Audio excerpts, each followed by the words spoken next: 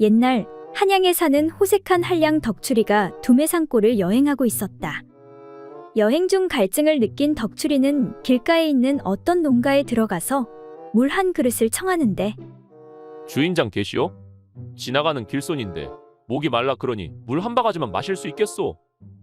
그러자 집안에서 자색이 고운 어린 처녀가 나와 물 한 바가지를 수줍게 건네주었다. 아, 시원하다. 고맙소 낭자. 덕출이가 처녀를 가만히 보니 아직도 음양의 이치를 알지 못하는 순진한 처녀 같았다. 그런데 집에 다른 어른은 안 계시오? 네, 모두 마을 잔치집에 가서 저 혼자 있어요.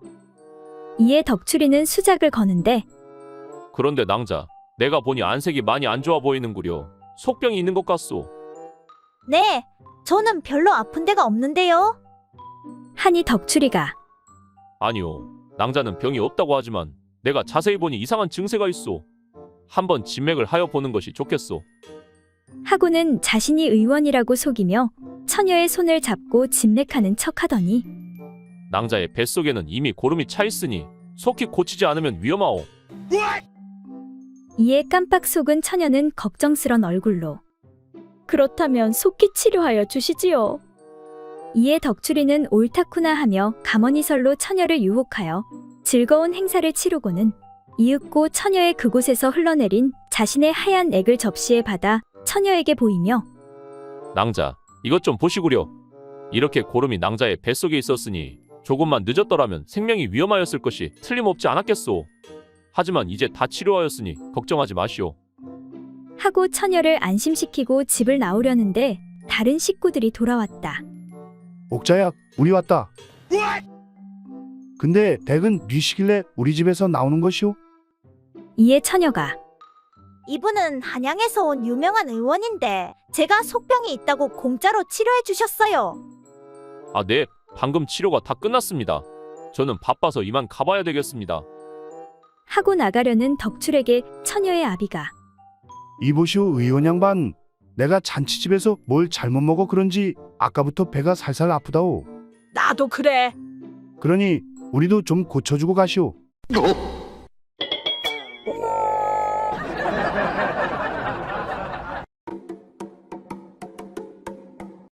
옛날 어느 마을에 순자라는 여인이 자식이 생기지 않아 깊은 고민에 빠져 있었다. 그래서 영험하기로 소문난 남근바위에서 100일 동안 하루도 빠지지 않고 비는데 비나이다 비나이다. 떡두꺼비 같은 아들 하나만 내려주십시오. 부탁드립니다. 100일째 되던 날 그 정성을 가엾게 여긴 신령이 나타나는데 내 정성이 기특해서 내가 왔노라. 신령님이십니까? 제 서방님이 3대 독자인데 대가 끊길 노릇입니다. 제발 아들 하나 점지해 주십시오. 그래 귀한 대가 끊기면 안 되지. 자, 어서 자리에 눕거라. 네? 그게 무슨 말씀이십니까? 하늘을 봐야 별을 따지 않겠느냐. 내 서방은 씨가 없느니라. 그래서 아들을 낳게 내가 도와주마. 내 비록 일이 보여도 매일 산삼무침에 장어만 먹으니 걱정 말 거라. 어머머. 그렇게 순자는 떡두꺼비 같은 아들을 낳게 되었다. 한편 이 소식을 들은 자식이 없던 순자의 친구 춘자 역시 100일 동안 남근바위에서 비는데 비나이다, 비나이다. 떡두꺼비 같은 아들 하나만 내려주십시오. 부탁드립니다. 내 정성이 기특해서 내가 내려왔구나. 신령님이십니까? 아니요, 지나가는 마실 나온 노인이요. 밤 공기가 참 좋네. 신령님 맞구만 뭘. 신령님, 제 서방님이 7대 독자인데 대가 끊길 노릇입니다. 제발 아들 하나만 점지해 주십시오. 뭐라, 7대 독자면 그냥 지나치기 힘든데. 부탁드리옵니다. 그럼 자리에 누울까요? 이에 잠시 주저하던 신령이 입을 여는데 아니다, 그냥 뒤 돌 거라. 절대 뒤 돌아보아서는 안 된다, 알겠느냐? 네, 신령님. 근데 저도 부탁이 하나 있는데요. 그래, 말해보거라. 이왕 하는 김에 비단장수 김서방으로 변신해 주면 안 되나요? 그렇게 춘자도 이듬해 아들을 낳고 소방 맞지 않고 행복하게 잘 살았다고 한다.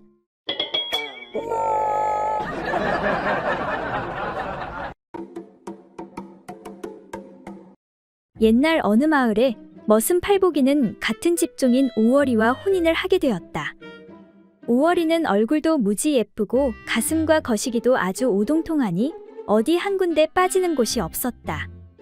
그런데 팔복이는 오월이가 이쁘고 다 좋은데 한 가지 걱정이 있었다. 아무에게도 말 못하고 고민하던 팔복이는 마을 현자 최노인을 찾아가는데 어르신, 안녕하십니까? 그래. 팔복이 아닌가? 자네 얼마 전에 장가가지 않았는가? 아무튼 축하하네. 내 듣자 하니 자네 마누라가 그렇게 예쁘다 하던데. 예, 어르신, 감사합니다. 그런데 자네 얼굴이 왜 그리 어둡나? 무슨 고민이라도 있는 겐가? 예, 어르신. 사실은 마누라 때문에 어르신께 여쭤볼 말이 있습니다. 그래, 어디 한번 말해보게나. 내가 이 마을에서 해결 못한 문제가 없지 않던가? 사실 제 마누라가 남자 손 한 번 안 잡아본 순진한 여자인 줄 알았는데 아주 다를 대로 다른 발라당까진 여자인 것 같습니다. 아니, 그게 무슨 소린가? 그러니까 그게 없습니다. 그게 없다니? 그러니까 거시기 그거 말입니다. 그곳에 털이 없습니다. 뭐라? 그 말로만 듣던. 근데 내가 알기로는 그런 여인네들이 아주 밤에 옥렬하던데. 그게 아닙니다. 제가 어렸을 적부터 동네 어른들한테 들은 말이 있는데 그래, 그게 뭔가? 사람 많이 다니는 길엔 풀이 안 자란다고요. 이에 최노인이 잠시 머리를 굴리더니 그렇다면 아무래도 출입금지 팻말을 달아야겠네. 아니, 그게 무슨 말씀입니까? 자네가 그러지 않았는가? 사람이 많이 다니는 곳에는 풀이 나지 않는다고. 뭐라고요? 그게 무슨 말 같지 않은 말씀입니까?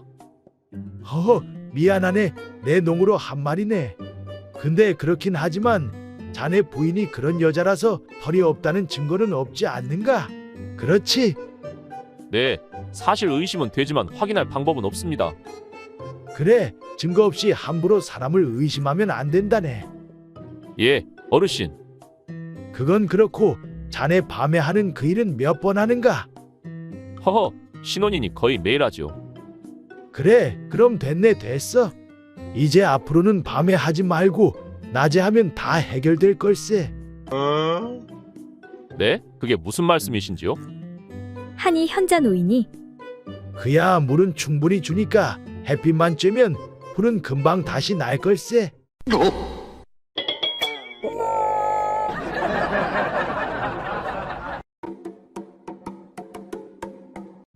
옛날 어느 마을에 어떤 여인이 임신을 하였는데 10달이 다 찼는데도 아이가 나오지를 않는 것이었다. 심지어 12달이 지나고 15달이 지나도 아이가 나오지 않자 남편은 동네 창피하면서도 걱정이 돼서 견딜 수가 없었다. 여보, 다른 사람들은 10달이면 아이를 낳는데 당신은 어째 여지껏 낳지 못하는 거요? 도대체 어찌된 노릇이요? 남편은 용하다는 의원과 산파를 불러 살펴보았지만 원인을 알 수가 없었다. 이에 마지막으로 용한 무당을 불러왔는데 도대체 아이가 어떻게 된 것입니까? 무당이 배가 잔뜩 부른 아내를 여기저기 살피더니 말했다. 아이는 건강하니 걱정하지 마시오.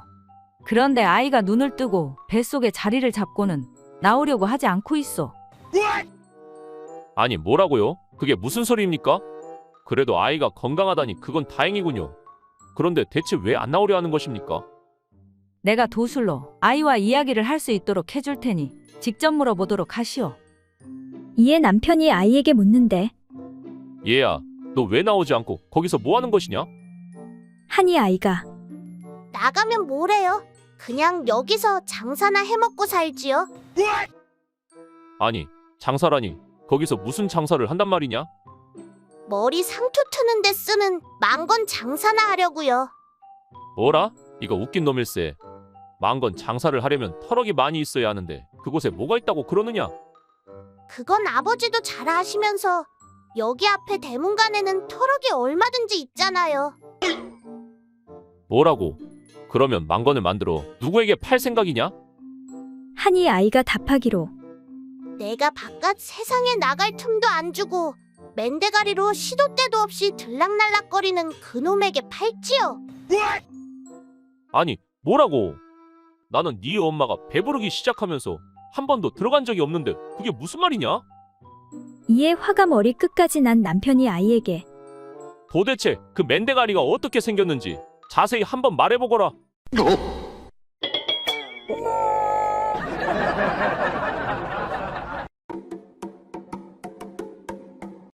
옛날 어느 마을에 어떤 부부가 살고 있었는데 남편이 색을 무척 밝혔다.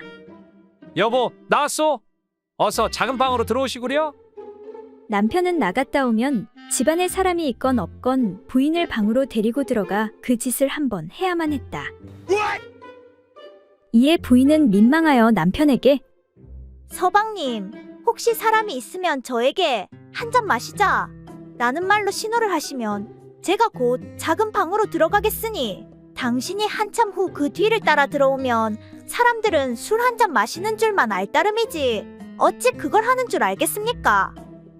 옳거니 그거 좋은 생각이요. 하고 그로부터 그걸 하고 싶으면 한 잔 마시는 것으로 약속하였다. 하루는 장인이 왔는데 밖에서 돌아온 사위가 건성으로 몇 마디 인사를 한 후 부인에게 부인, 한 잔 마시는 것이 어떻겠소? 하고는 방으로 들어가니 부인이 곧 따라 들어가는 것이었다. 상을 다 차리면 나를 부르겠지. 그런데 얼마 후 두 사람이 그냥 나오는데 두 사람의 얼굴이 모두 불굴의 홍조를 띠고 있었다. 이에 장인이 노하여 집으로 돌아와 장모에게 세상에 딸이란 남만도 못한 것 같소. 당신도 이제부터는 딸년 집에 가지 마시오. 이에 장모가 궁금해 물으니 아니, 무슨 까닭이요? 내가 술을 좋아하는 건 딸년도 잘 알고 있는데 술을 작은 방에다 담궈 놓고 저희 내외만 들어가 마시면서 나에게는 한 잔도 권하지 않으니 세상 천하에 어찌 이리 몰인정한 딸 자식이 있겠소. 그러니 이제 절대로 딸네 집에 가지 마시오. 이 말을 들은 장모가 남편이 없는 틈을 타 딸네 집에 살짝 가서 딸에게 말하기를 너희 아버지가 크게 노하셨다. 아버지가 무엇 때문에 노하셨어요? 저번 날 내 아버지가 왔을 때 너희 내외가 작은 방에 들어가서 너희들끼리만 술을 마시고 아버님께는 한 잔도 권하지 않았다고 크게 노하고 계신다. 이 어리석은 거사, 아무리 서방이 좋아도 눈치껏 해야지. 이에 딸이 말하길 아버지는 잘 알지 못하셔서 그래요. 본래 그 일은 여차여차해서 그렇게 된 것이지 실제는 술이 없었어요. 만일 술이 있었더라면 어찌 드리지 않고 기다리게 했겠습니까? 이 일을 아버지께 잘 말씀드려서 노여움을 풀게 해주세요. 하고 말하니 장모가 집으로 돌아와서 장인에게 말했다. 내 오늘 딸네 집에 갔다가 전번 일의 자초지종을 알아가지고 왔지요. 일이 여차여차해서 그리 되었을 뿐 실제로는 술이 없었다고 합디다. 하니 그 말을 들은 장인이 내 미처 그걸 몰랐군. 딸내 부부의 방법이 실로 묘하니 나도 지금 한 잔 마시는 게 어떠하오? 하자 장모가 자리를 폈고 일이 끝난 후에 장모가 영감, 한 잔 더 하시지요. 당신 술 좋아하잖아요. 허허, 아니요. 늙은 탓에 이제는 한 잔 술에도 크게 취하는구려. 하니 장모가 아쉬워하며 그럼 할 수 없구려. 매일 한 잔씩 마실 수밖에.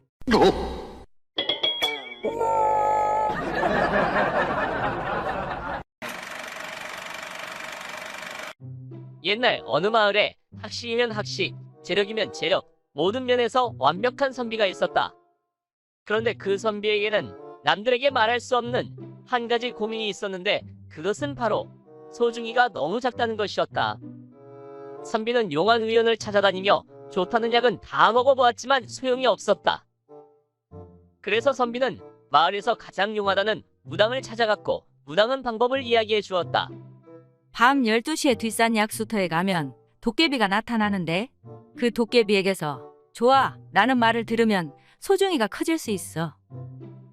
그래서 선비는 무당의 말대로 밤 12시에 약수터에 갔는데 과연 도깨비가 나타났다.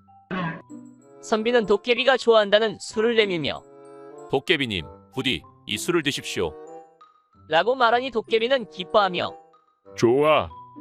라고 하며 술을 받고는 사라져버렸다. 다음날 선비는 무당의 말이 사실인지 소중이를 확인해 보았다.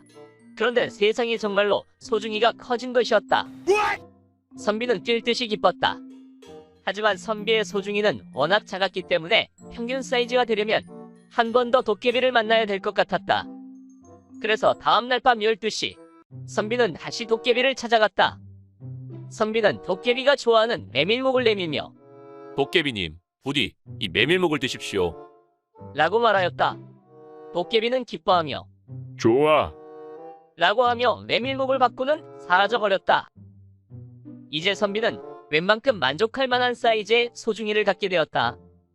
하지만 일생 동안 소중이로 너무 큰 스트레스를 받아왔기 때문에 선비는 마지막으로 한 번 더 도깨비를 만나보기로 하였다.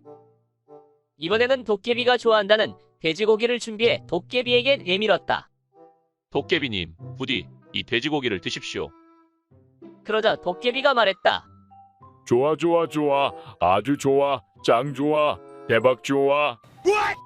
난 돼지고기를 가장 좋아한단 말이야. 그리고 다음날 선비는 안타깝게도 세상을 떠나고 말았다.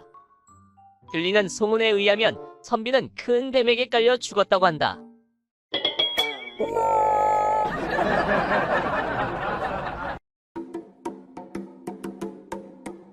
김대감댁 여종 춘심이가 뜻하지 않은 임신을 했다. 처음에는 어떻게든 그 사실을 감출 수가 있었으나 산달이 다가오자 더는 감출 수 없을 정도로 배가 불러버렸다. 그것을 알게 된 산악기로 소문난 주인 마님이 춘심이를 불러 앉혀놓고 호통을 쳤다. 야 이거사, 그러기에 내가 뭘 하더냐? 사내들은 죄다 도둑놈들이니 절대로 꾀임에 넘어가서는 안 된다고 입에 침이 마르도록 이르지 않았더냐? 마님, 죽을 죄를 지었습니다요. 어린 것이 어른의 말을 듣지 않아서 천벌을 받아 배가 부른 것이니라. 더 이상 꼴도 보기 싫으니 지금 당장 이 집에서 나가거라. 니까짓게 길바닥에서 굶어 죽던 말던 나는 모르는 일이다. 하지만 마님. 춘심이는 울먹이며 억울하다는 듯 말을 이었다. 제 아무리 못난 종년이기로써니 아기를 베는 게 그처럼 잘못된 일인가요? 마님께서도 작년에 아기를 낳지 않으셨나요? 그 말을 들은 마님이 당당하게 대꾸했다. 난 너와 다르다.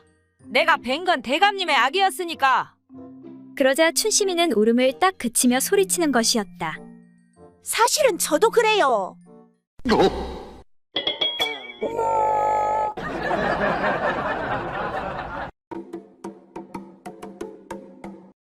옛날 어느 마을에 나이 많은 대감이 젊은 첩을 두게 되어 매일 밤마다 잠자리를 같이 하였으나 소중이가 작동되지 않아 재미를 보지 못하였다. 아니, 이놈의 소중이가 왜 작동이 안 되는 거야? 이를 어찌하면 좋을꼬? 그리하여 대감은 용하다는 의원을 찾아가서 비싼 값을 치르고 소중이에 좋다는 파란 가루약을 구입하였다. 대감은 그 약을 베개 밑에 감추어 두고 아침마다 따뜻한 술에 두어 숟갈 타서 몇 주 동안이나 마셨으나 아무런 효과를 보지 못하였다. 아니, 이 비싼 약을 먹는데도 어찌 소중이가 묵묵부답일꼬? 그런데 어느 날부터 마당새가 대감이 약 먹는 것을 엿보고는 틀림없이 좋은 약이라 생각하여 한번 먹어봐야겠다고 노리고 있었다. 아니, 도대체 저게 무슨 약이지? 맨날 대감님 혼자만 좋은 약을 드신다니까. 어느 날 마당새는 대감이 출타한 틈을 타 그 약을 훔쳐 몰래 마시고 나서는 10여일간 나타나지 않았다. 대감은 마당새가 10여일이나 보이지 않자 다른 종에게 물었다. 아니, 이놈의 마당새가 10여일이나 되도록 보이지 않으니 괴이한 일이로다. 가서 마당새를 찾아오너라. 잠시 후 마당새가 도착하자 대감이 물었다. 그동안 무슨 일이라도 있었느냐? 어찌하여 10여일이나 보이지 않았느냐? 그러자 마당새가 걱정스러운 얼굴로 대답했다. 대감마님께서 베개 밑에 좋은 약을 숨겨두고 잡수시는 것을 보고 소인이 지난번에 그 약을 훔쳐 따뜻한 술에 타서 마셨습니다. 그런데 약을 먹어도 아무런 효과가 없었습니다. 정말입니다. 대감님께서 약을 훔친 것을 알아차릴까봐 겁이 나서 며칠간 집에 숨어 있었습니다.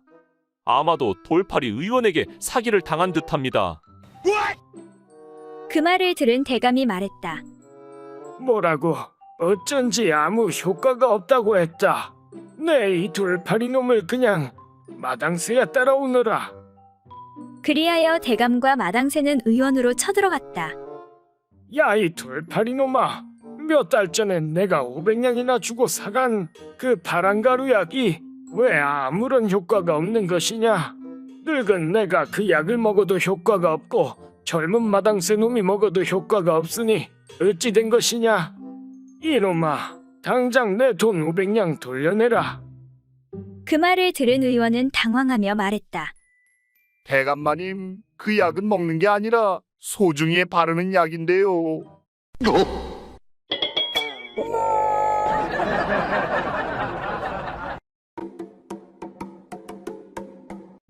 어느 시골 마을에 아들 형제를 둔 부부가 단란하게 살고 있었다. 부부는 열심히 일하여 어느 정도 먹고 살만하였고 비록 단칸방이지만 남양에 아늑한 초가집도 하나 있었다. 그런데 크게 부족할 게 없어 보이는 이 부부에게도 걱정거리가 있었다. 그것은 바로 9살과 7살 먹은 아들들 때문에 부부간의 밥일을 제대로 할 수가 없었던 것이었다. 어느 겨울 저녁밥을 먹고 어느덧 해가 뉘엿뉘엿 기우는 무렵이었다. 부부는 간만에 눈이 마주쳐 서로 위기가 투합해 재미를 보려고 하였다. 그런데 아무래도 아이들이 골칫거리였다. 저 녀석들 때문에 아무래도 오늘도 안 되겠구나. 하지만 궁하면 통한다고 궁리 끝에 묘안이 떠올랐다. 옳카니? 남편이 아이들을 불러놓고 말했다. 얘들아, 방이 몹시 춥구나. 나가서 모아놓은 장작을 좀 가져다가 방에 불 좀 지피지 않겠니? 예, 아버지. 남편의 말에 아무것도 모르는 두 형제는 신나게 뛰어나가 아궁이에 장작불을 지피기 시작했다. 부부는 이때다 하고 그 사이에 모처럼 신나게 볼일을 보기 시작했다. 여보, 이게 얼마만이요? 밖에서 한참 불을 지피던 형이 동생에게 말했다. 야, 가서 방이 뜨거워졌는지 알아보고 와. 동생은 형이 시키는 대로 쪼르르 달려가 방문을 열어보려는데 방에서 묘한 소리가 들리는 것이었다. 그래서 문틈으로 잠시 방 안의 광경을 들여다보았다. 깜짝 놀란 동생은 곧바로 형에게 달려가 말했다. 형, 불 그만 떼! 너무 뜨거운가 봐. 아빠가 엄마 위에 올라가 있고 엄마는 땀을 뻘뻘 흘리면서 고통에 몸부림치고 있어.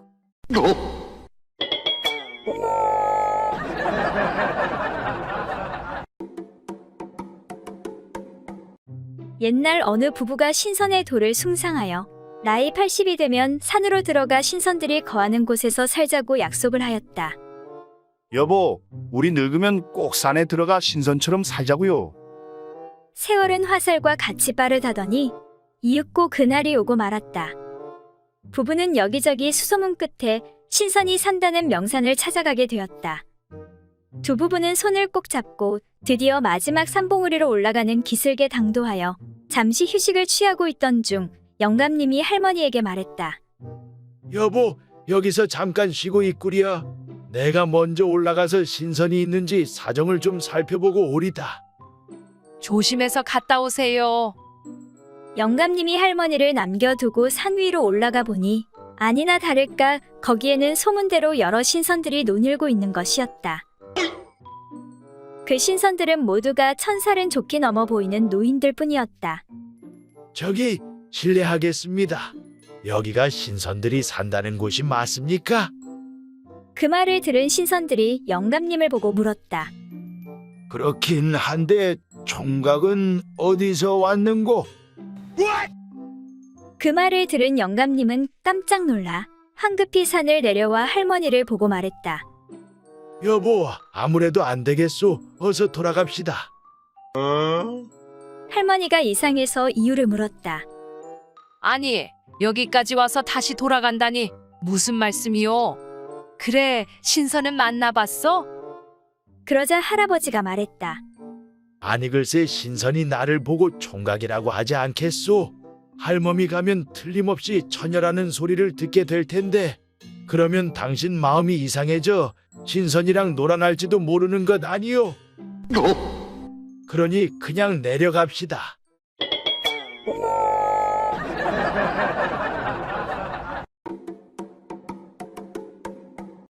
어느 날 대감 부인 넷이 정대감 댁에 모여 앉아 수다를 떨고 있었다. 그런데 그날의 날씨 때문인지 아니면 그 장소의 분위기 탓이었는지 남이 들으면 낯이 뜨거워질 정도로 이야기를 하기 시작했다. 먼저 박대감 부인이 말했다.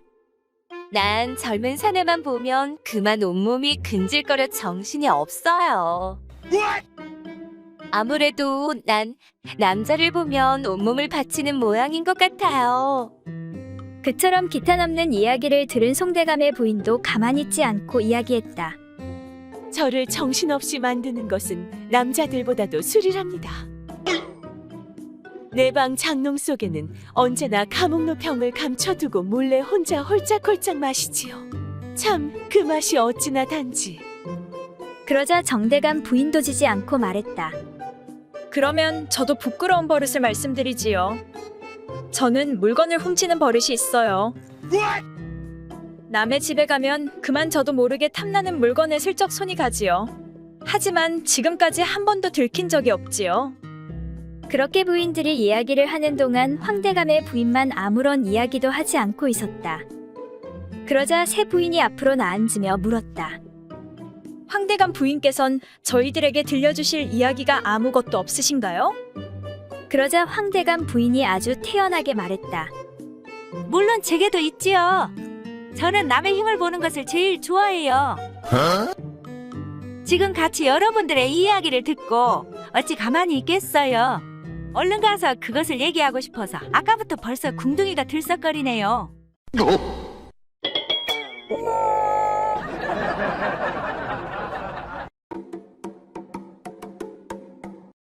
어느 무더운 여름날 머슴 사는 칠보기가 냇가를 거닐고 있었다.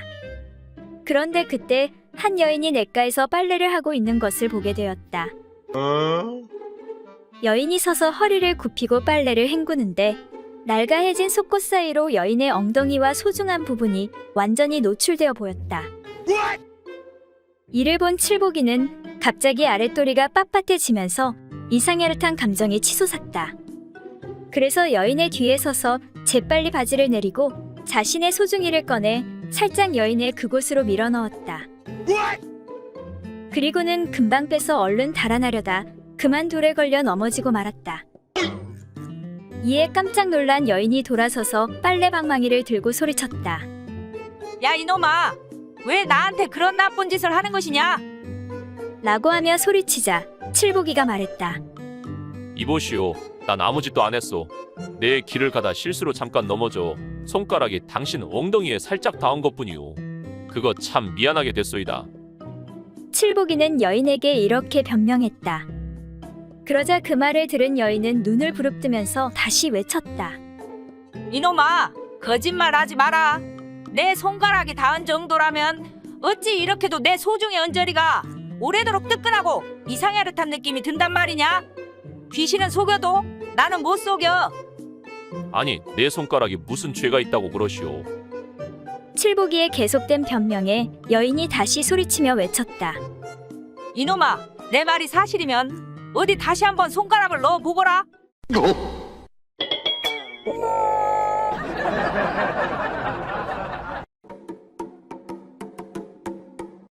옛날 어느 고을에 커다란 배를 가지고 장사를 하는 한 상인이 생강을 사서 한 배 가득 싣고는 낙동강을 오르다 경상도 선산의 월파정나루에 배를 대고는 혼자서 중얼거렸다. 내 명색이 사내대장부로 태어나 색형으로 이름난 이곳에 와서 그냥 장사만 하고 지나칠 수야 없는 일이지. 그리하여 선산 고을에서 이름난 한 기생을 사귀게 되어 한동안 그 집에서 생활하게 되었다. 그러다 결국 한 배의 생강판 돈 모두를 탕진하고 빈손으로 돌아가게 되었다.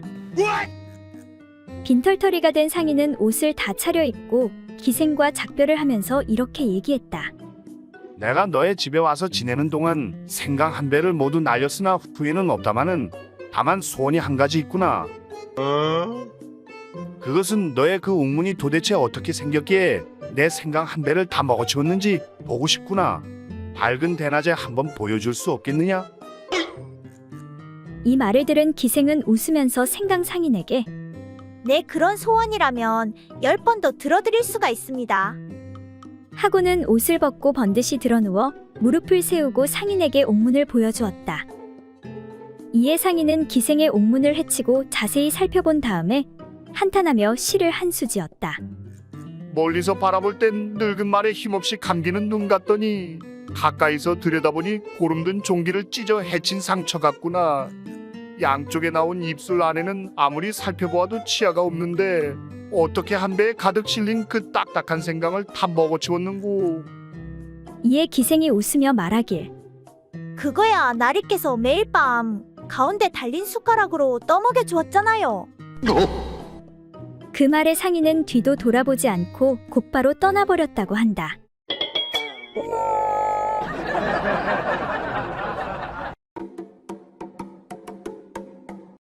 옛날 어떤 마님이 데리고 있는 머슴의 물건이 매우 크다는 것을 우연히 알게 되어 한번 해보려 하였지만 미처 기회를 얻지 못하였다. 하루는 마님이 갑자기 아랫배를 부여안고서 죽겠다고 소리를 지르며 머슴을 불러들였다. 예, 떡새야, 어디 있느냐? 이리 좀 와보거라. 마님, 무슨 일입니까요? 어디가 아프십니까요? 배가 차갑고 아파서 죽을 지경이구나. 듣자하니 남정네에 뜨거운 배를 서로 마주 대고 있으면 바로 낫는다고 하던데 마침 주인 나리는 멀리 출타하셨고 대어줄 마땅한 배가 없으니 어쩌면 좋을꼬. 아파서 죽는 것보다는 차라리 떡새 너의 배를 가까이 하여 치료하는 것이 좋지 않겠느냐? 이에 떡새가 말하길 마님께서 명하시는데 감히 따르지 않을 수 있겠습니까?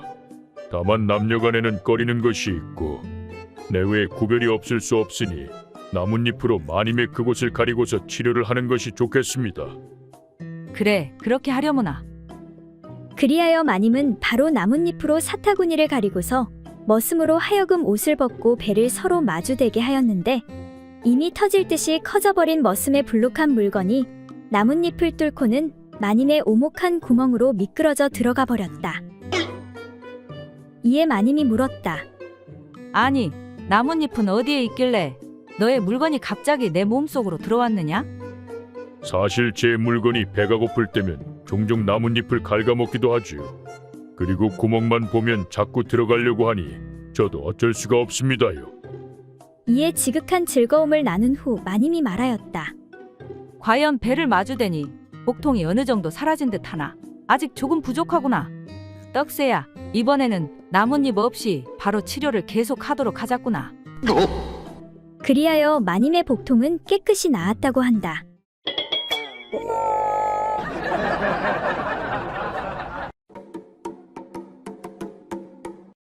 옛날 조정 대신 김대감과 박대감은 이웃에 살면서 매우 친하게 지냈다. 그런데 둘 다 나이가 들어 늙으니 두 대감 모두 수염과 머리에 흰털이 나기 시작했다. 그러나 박대감은 흰털이 날 때마다 뽑아 수염과 머리가 검어 보였고 김대감은 전혀 그렇게 하지 않아서 머리와 수염이 모두 휘었다. 어느 날 머리가 검게 보이는 박대감이 허연 김대감을 보고 말하기를 나처럼 흰털을 뽑으면 5가지 이로움이 있다네. 첫째는 늙어 추한 모습을 숨길 수가 있고, 둘째는 얼굴이 아름답게 보이게 되며, 셋째는 그리하여 아내와 첩을 즐겁게 해줄 수가 있고, 넷째는 늙은 노인으로 보이지 않게 되고, 다섯째로 그래서 벼슬자리에서 물러나지 않아도 되는 이런 5가지 이로움이 있다네. 이 말을 들은 백발의 김대감이 반박하기를 자네의 말은 틀렸네. 몸에 난 털을 뽑는 것은 신체를 손상하는 것으로 불효에 해당하며 나이를 숨기는 것은 임금을 속이는 것이니 불충일세.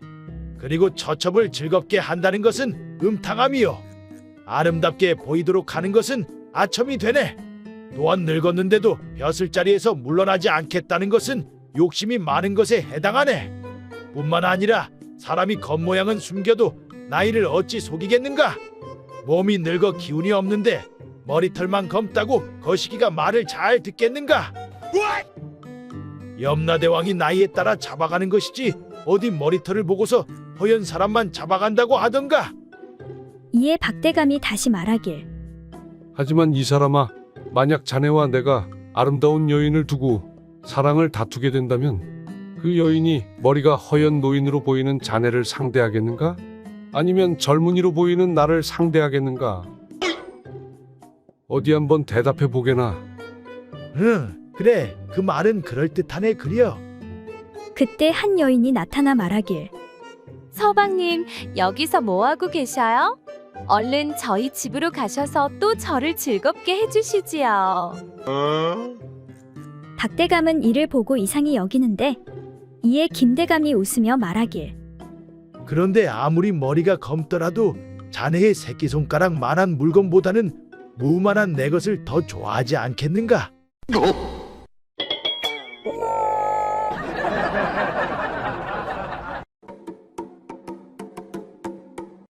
옛날 어느 마을에 색을 좋아하는 한 선비가 있었는데 겉으로는 언제나 점잖은 척하였다.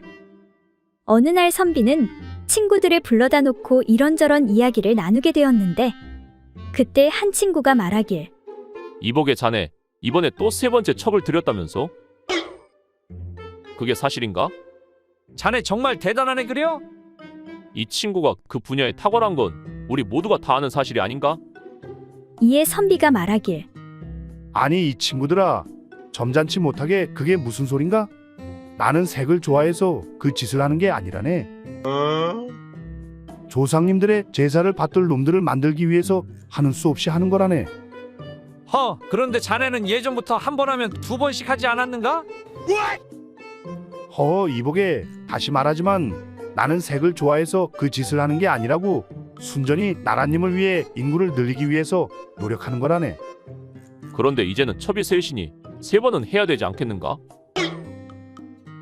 이 친구야, 나는 색을 좋아해서 그런 짓을 하는 게 아니라고. 단지 천지 만물의 생성과 자연의 순리를 위해서 이러는 거라네. 아니지, 본부인까지 합치면 네 번은 해야 하지 않겠는가? 그러자 옆에 있던 친구가 대신 말하길. 이복에 이 친구는 세 번 이상은 할 수 없으니 더 이상 묻지 마시게.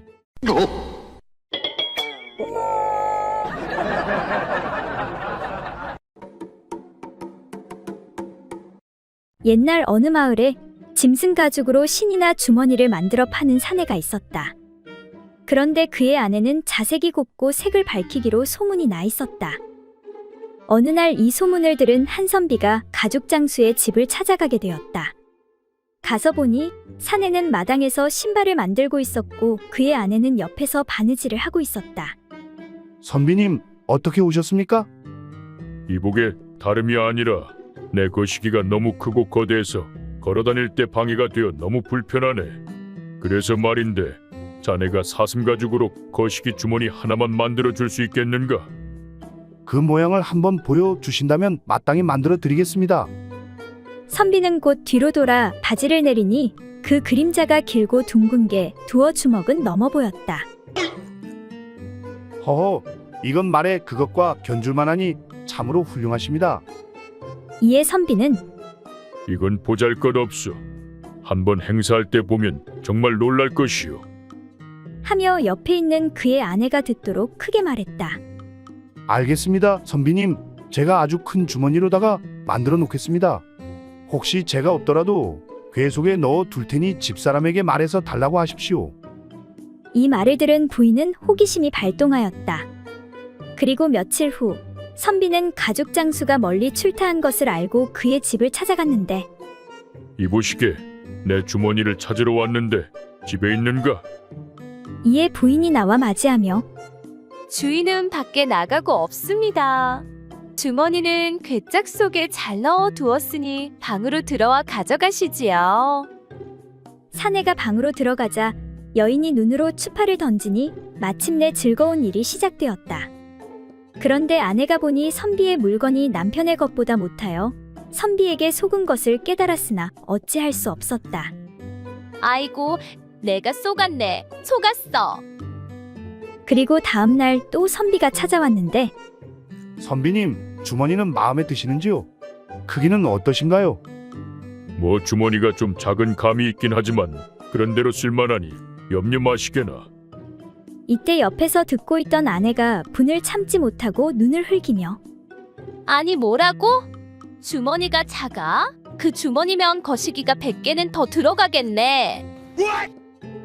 에라이 사기꾼 같으니라고. 이 말을 들은 선비가 민망해하며 말하길 아니, 내가 언제 가운데 것이 크다 하였소? 다만 쌍방울이 남들보다 좀 더 클 뿐이요.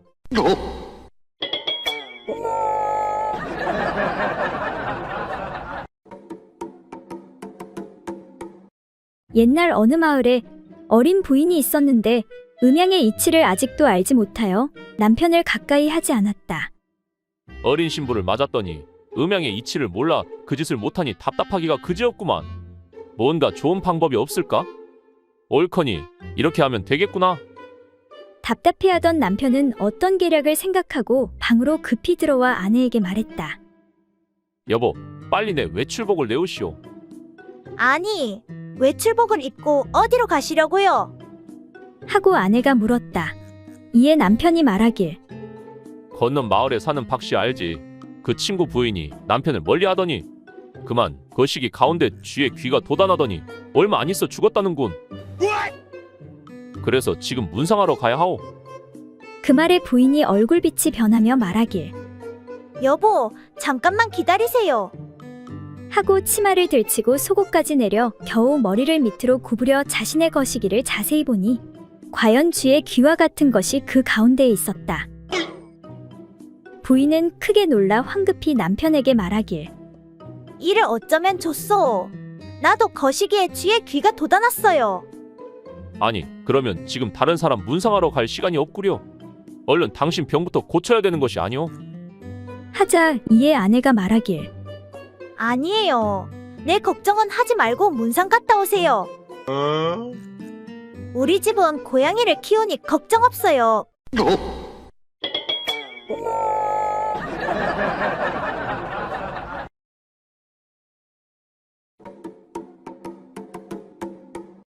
옛날 어느 마을에 여러 명의 촌사람이 각자의 밭에서 김을 메고 있었다.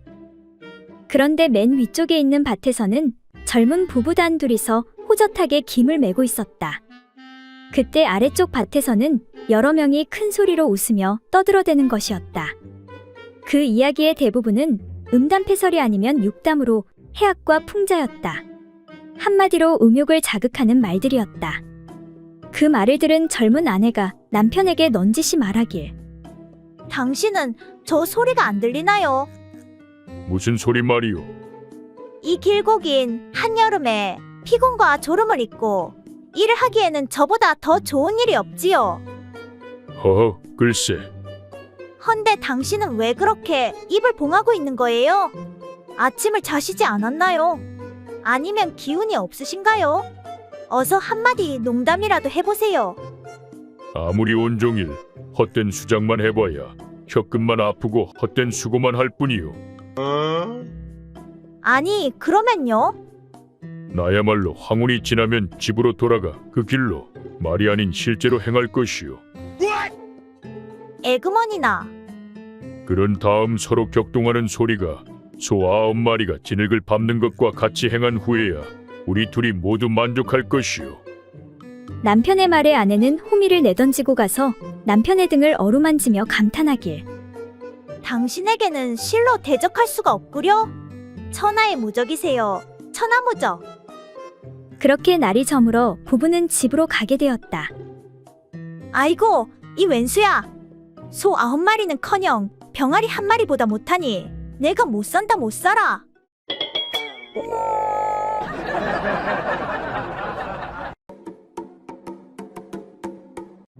옛날 어느 고을에 한 쌍의 부부가 힘든 농사일을 마치고 집에 돌아와 저녁 식사를 하고는 집에서 편히 쉬고 있었다. 그러던 중 심심하던 남편이 부인의 엉덩이를 보고 나서 이렇게 말하는 것이었다. 아이고 마누라, 당신 엉덩이가 갈수록 펑퍼짐해지는구먼. 마당에 있는 제일 큰 김장떡하고 크기가 비슷하겠네 그려. 남편이 이와 같이 웃으며 부인을 놀림해도 부인은 못 들은 척하고 그저 자기 일을 했다. 그럼에도 남편은 재미를 붙였는지 이번에는 줄자를 가져오더니 줄자로 부인의 엉덩이 크기를 재보고는 장독대로 달려가서 장독대의 둘레를 재보고 다시 내려와서 말하길. 아이고, 사실이네. 당신이 이겼네. 이겼어. 확실히 당신이 이만큼 더 커. 이런. 그러면서 부인을 계속 놀려대는 것이었다. 어쨌든 그런 일이 있고 시간이 지나 밤이 되어 잠자리에 들 시간이 되었다. 그런데 그날따라 남편은 아내와 뜨거운 밤을 보내고 싶어서 평상시대로 아내에게 찝쩍거리기 시작했다. 그러자 부인은 몸을 옆으로 획 돌아누우며 말했다. 흥! 당신의 그 시들어 빠진 총각 김치 하나 담자고 나의 이 큰 김장독을 열 수는 없지. 이와 같은 처지에 놓인 남편은 말 그대로 되로 주고 말로 받은 꼴이었다. 이에 남편은 다 죽어가는 목소리로 부인에게 말했다. 아주머니, 그렇긴 해도 총각 거시기인데 한 번만 좀 열어주면 안 되겠소? 이렇게 해서 부부는 결국 화해하였다고 한다.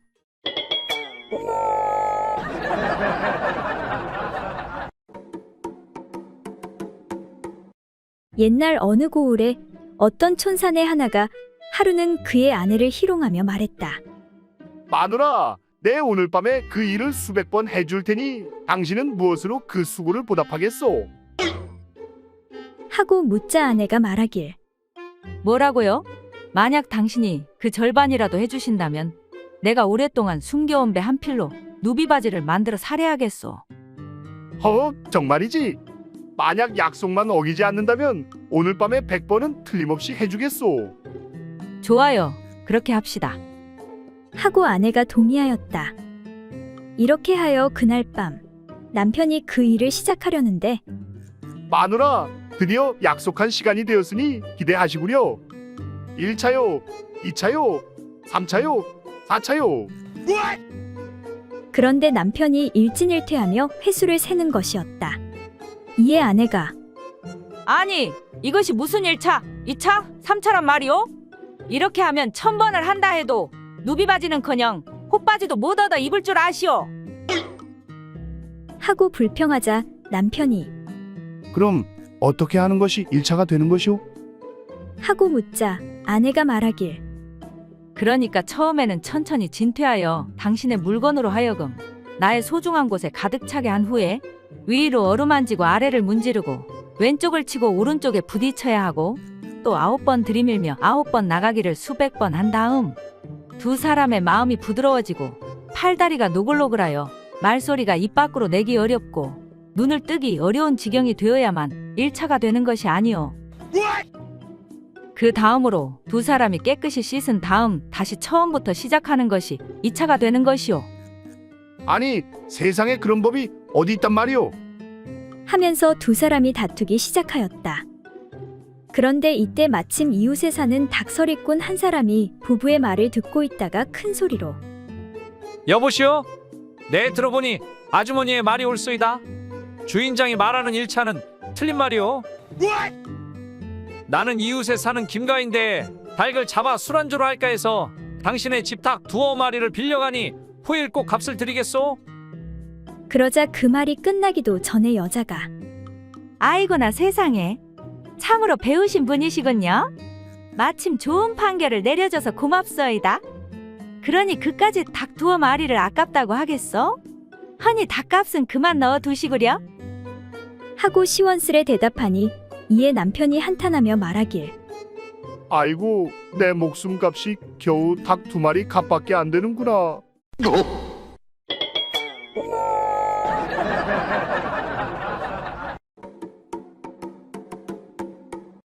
옛날 어느 고을에 시골 여인네들이 모여 밭에서 일을 하다 시간이 늦어 날이 어두워져 가자 소쩍새 울음소리가 들려왔다.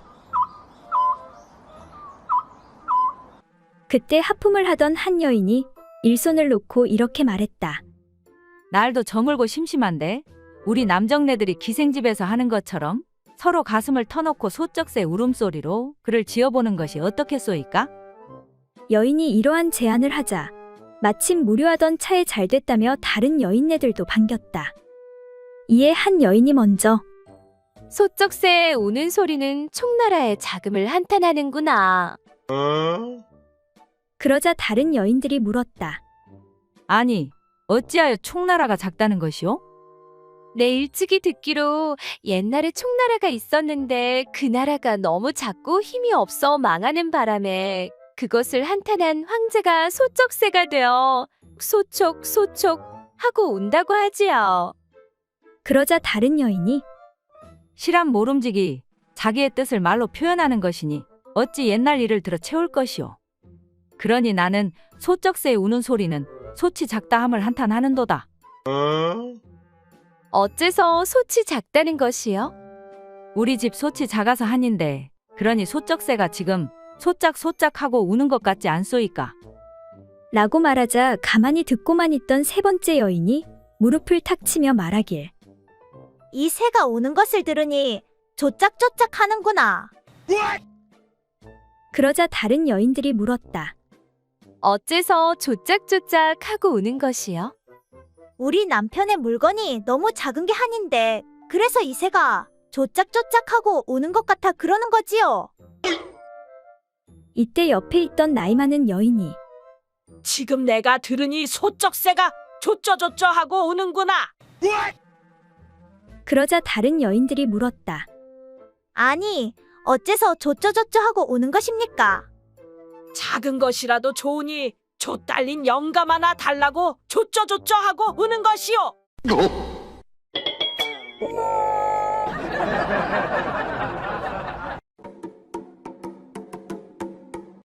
옛날 어느 고을에 어떤 사내가 무료함을 달래기 위해 이웃 동네에 사는 옛 친구의 집을 찾아가게 되었다. 그런데 마침 친구가 외출을 했는지 집에 없는 것이었다. 이에 사내는 마당에서 혼자 놀고 있는 친구의 어린 딸에게 물었다. 얘야, 내 아버지는 어딜 갔느냐? 몰라요. 일어나 보니 안 계셨어요. 그래, 그나저나 너 말고 집에 다른 사람은 없느냐? 하니 친구의 아들 녀석이 나오는 것이었다. 그래, 내 아버지는 어디에 갔느냐? 하고 묻자 친구의 아들 녀석이 아마 갈 곳에 가셨겠지요. 뭐라고? 그게 무슨 소리냐? 아이의 당돌한 말에 괘씸한 생각이 든 사내가 꾸짖으며 다시 물었다. 이 녀석아, 너는 나이도 먹은 녀석이 어른에게 그게 무슨 말버릇이냐? 그래, 너는 나이가 몇 살이나 되었느냐? 건넌 마을 길동이 농가 동갑입니다. 그러냐?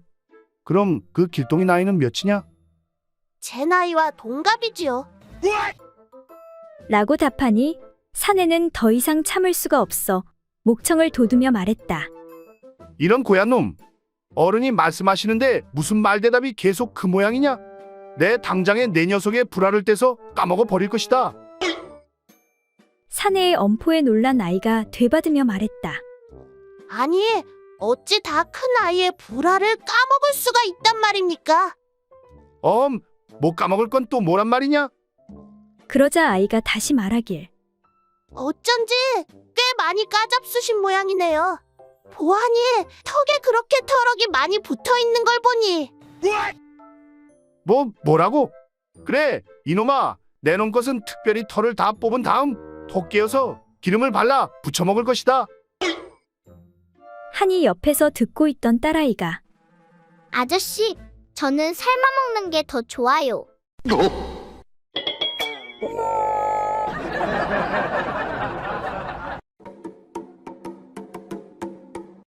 옛날 어느 고을에 조씨 성을 가진 비장이 고을 수령의 명령으로 먼 마을에 중요한 심부름을 가게 되었다. 먼 길 오느라 수고하셨소이다. 오늘 하루 편히 쉬다 돌아가도록 하시구려. 그 고을 수령이 수고한 조비장에게 그날 밤 관기를 들여보내 함께 잠자리를 가질 수 있도록 배려해 주었다. 아리따운 기녀가 방에 들자 조비장이 기녀에게 물었다. 그래, 너의 이름이 무엇이더냐? 기녀는 다소곳이 앉아 비장에게 대답했다. 소녀의 이름은 운심이라 하옵니다. 비장은 기녀의 아름다운 얼굴을 보고는 흡족해하며 말했다. 운심이라, 너의 외모만큼이나 아름다운 이름을 지녔구나. 뜻하지 않게 아름다운 기녀를 곁에 두자 비장은 심기일전하여 그녀와 운후의 즐거움을 나누고자 그녀를 품에 안았다. 그런데 조 비장은 나이가 이미 60이고 먼 길을 오느라 피곤하여 자신의 물건을 세워보려 밤새 안간힘을 써보았지만 전혀 반응이 오지 않았다. 아니, 왜 이놈의 연장이 말을 듣지 않는 것이냐? 하지만 아름다운 기생을 만났으니 어떻게든 한번 해보려고 조비장은 운심의 소중한 곳을 만지며 자신의 물건을 접촉시켜 계속 문지르고 비벼댔다. 비장어른 어서 일을 시작해 주시지요. 저는 참을 수 없사옵니다. 운심은 한창 젊고 욕구가 왕성한 몸인지라 그만 먼저 흥분하여 왈칵 뜨거운 애액을 쏟아내고 말았다. 그러나 조 비장은 한참을 시도하여도 자신의 물건이 제 기능을 하지 못하고 말았다. 결국 조 비장은 운심의 몸에서 나온 축축한 체액이 손에 느껴지자 미안한 생각이 들어 슬그머니 뒤로 물러났다. 이거 정말로 미안하게 되었구나. 내 먼 길을 오느라 몸이 피곤해서 그만. 라고 하며 기녀의 이름과 자신의 성인 조라는 글자를 넣어 시를 하나 지어 읊었다. 운심무의 출수. 운심은 생각 없이 물을 쏟아내는데 조건 비지환. 조씨는 날다가 지쳐 그만 돌아올 줄 아는구나. 이에 화가 난 기녀가 아니 비장어른 그 조씨란 놈이 한 번도 나른 적이 없는데 도대체 언제 지쳐 돌아갔단 말이옵니까?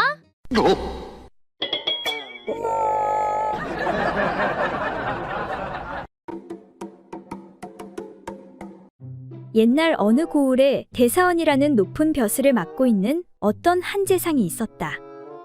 그는 대사원이 된 뒤부터 미신을 엄격히 금하는 법을 세웠다. 이제부터는 성황당이나 잡귀신에게 제사를 올리지 않도록 하여라. 그런데 이 재상은 색을 밝혀 한밤중만 되면 언제나 알몸으로 계집종의 방에 숨어들어가 몰래 재미를 보곤 하였다. 아이고 사모라, 요 이쁜 것 내가 너 때문에 산다 살아. 하지만 부인에게 들킬까 두려워해 언제나 조심조심하여 걸음을 제대로 걷지 못하고 마루에서 비틀대곤 하였다. 그런데 부인은 일찍부터 그 일을 다 알고 있었지만 일부러 모른 척하고 있었다. 하루는 재상이 일찍 퇴근하고 집으로 돌아오는데 집안에서 구판이 크게 벌어졌는지 둥둥 북치는 소리가 저 멀리까지 들려오는 것이었다. 몹시 화가 난 재상은 사랑채로 종을 불러들여서 물었다. 아니, 내가 미신을 엄격히 금하게 하였는데 우리 집에서 이게 대체 무슨 소리냐? 마님께 말씀을 올려도 도무지 듣지를 않으시니 소인이 어찌할 수가 없었습니다요. 이에 더욱 화가 난 재상이 직접 가서 따졌다. 이보시오 부인, 내가 지금 미신을 엄금하라고 시키고 있는 마당에 우리 집에서 먼저 법을 어기기 시작하면 나라의 법이 어찌 지켜지겠소? 그러자 부인이 말하기를 그건 다 이유가 있습니다. 아 글쎄 3월 년이 밤마다 소리를 치길래 내 알아보니 요 근래 들어 노망난 벌거벗은 귀신이 나타나 대청에 숨어들었다가 가끔씩 방으로 들어가 사람을 놀래키기도 하는 등 사태가 매우 심각하여 푸닥거리를 하지 않으면 안 되게 되었소이다. 그래서 하는 수 없이 법을 어겨가면서까지 구판을 벌리게 된 것이니 당신이 이해해 주시구려. 이에 크게 부끄러운 생각이 든 재상은 군말 없이 허락해주고 말았다.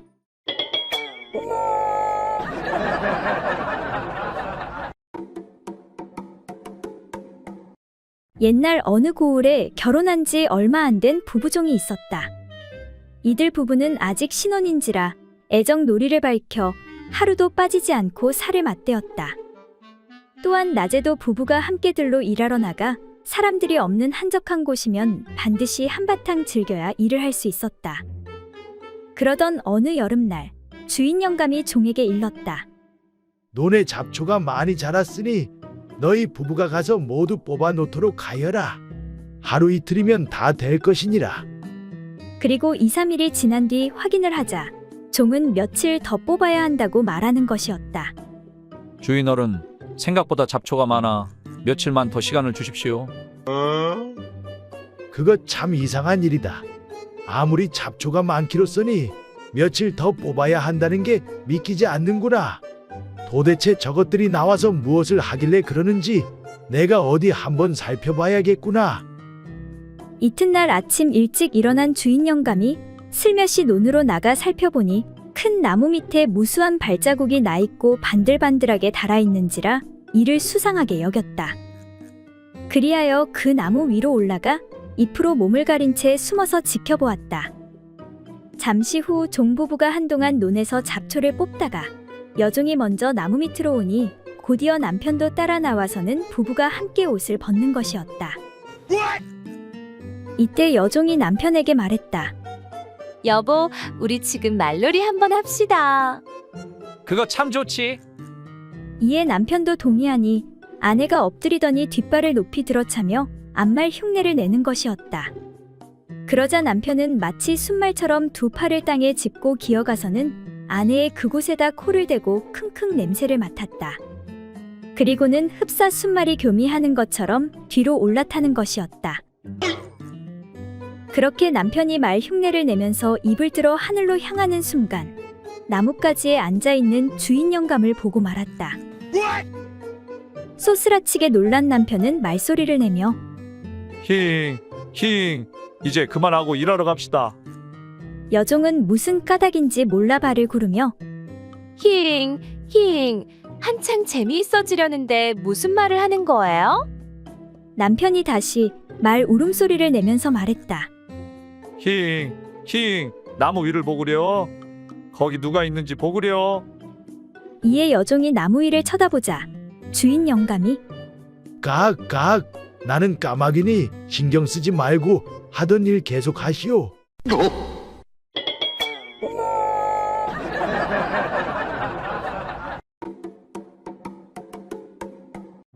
옛날 어느 고을에 한 스님이 있었는데 마을에 시주를 받으러 내려갔다가 마을 사내들이 모여 하는 말을 듣게 되었다.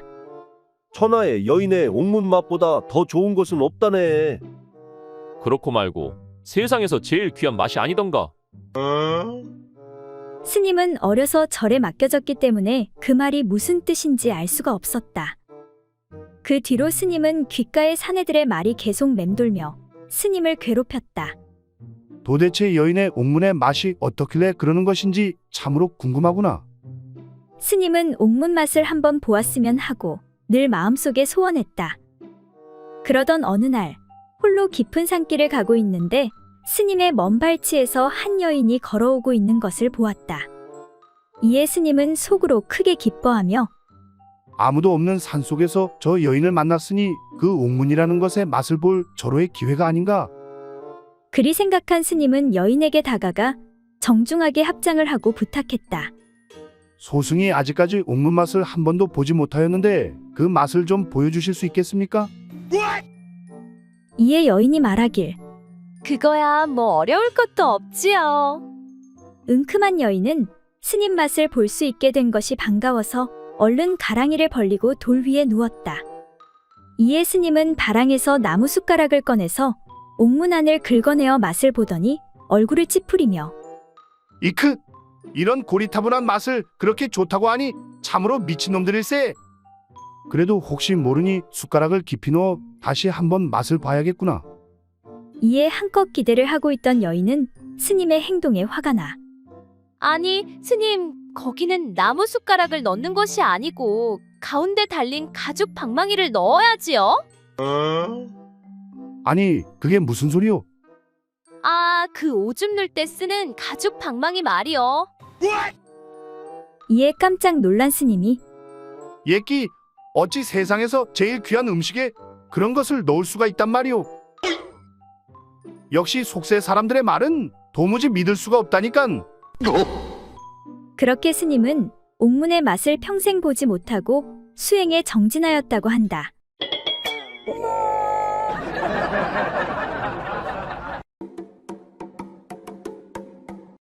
옛날 어느 마을에 달자라는 한 과부가 살고 있었다. 그러던 어느 비 오는 날 달자는 산나무를 캐다 그만 번개를 맞았는데 그 후 달자에게는 신통한 능력이 생기게 되었다. 어느 날 달자가 개울가에서 빨래를 하고 있는데 한 여인이 다가왔다. 이복의 달자, 오랜만이네. 네, 성님도 오랜만입니다. 잘 지내셨는지요? 잘 지냈고 말고 그나저나 부탁이 있어 왔네. 네, 말씀하세요. 우리 늦둥이가 너무 빨리 자라. 옷이 작아 못 입겠으니 이거 좀 빨아주겠나? 그럼요, 성님. 잠시만 기다리세요.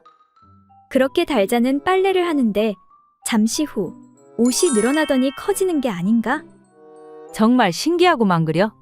어떻게 자네 손을 거치면 작았던 것이 이리 커지는지. 그러게요. 저도 이게 무슨 일인지 모르겠네요. 번개를 맞은 뒤로 그러는데 원인을 모르겠어요. 그래, 아무튼 고마워. 이따가 우리 집으로 와. 감자랑 고구마 좀 줄 테니까. 네, 성님. 알겠어요. 그리고 며칠 후 늦은 밤, 마을 여인네들이 달자의 집으로 몰려오는데 이복의 달자 다 알고 왔으니 빨리 나오시게. 어서. 아니, 그게 정말 사실이야? 사실이라니까. 아무리 그래도 그게 말이 돼.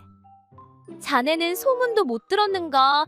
이 여편네가 아니면 이럴 수가 없지. 정말 신기하네 그려. 그러니까 자네 서방 물건이 원래 대추였는데 고구마가 됐다 이거지. 빨래를 빨면 커진다는 건 듣긴 했는데 다른 물건도 된단 말이지. 그때 옆에 있던 다른 여인이 소리쳤다. 이복의 달자, 내 섭섭지 않게 보답할 테니 우리 영감도 제발 한번 만나주시게.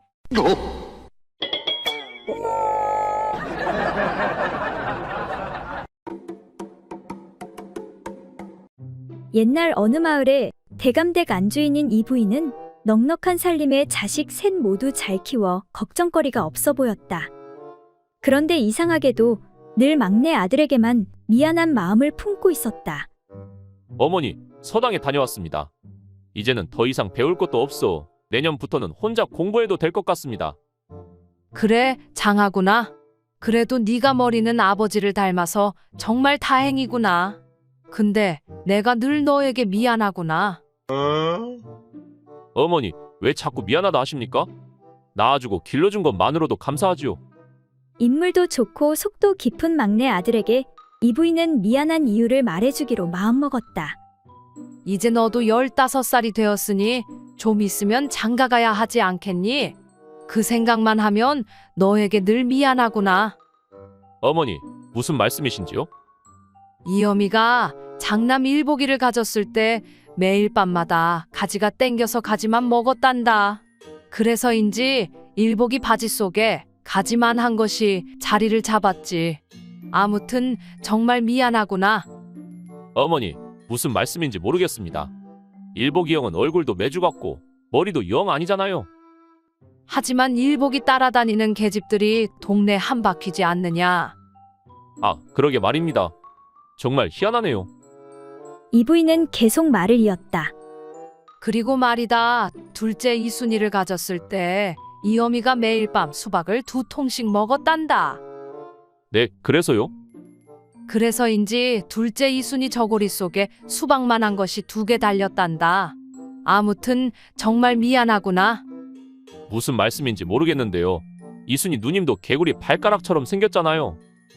그래, 하지만 이순이 따라다니는 사내들 역시 동네 2바퀴지 않느냐. 아, 그러게 말입니다. 정말 희한하네요. 근데 이어미가 널 뱃속에 가졌을 때 말이다. 네, 어머니, 말씀해 보시지요. 이상하게도 번데기가 당겨서 종일 번데기만 먹었단다. 그래서 아무래도 이어미는 내가 장가를 못 갈까 걱정이 되는구나. 그 말에 놀란 아들이 말하길. 아, 그렇군요. 어쩐지 이상하다 했는데 그것 때문이었군요. 아무튼 이어미가 정말 미안하구나. 어머니, 그것 때문에 내 젖꼭지가 이렇게 큰 거였군요.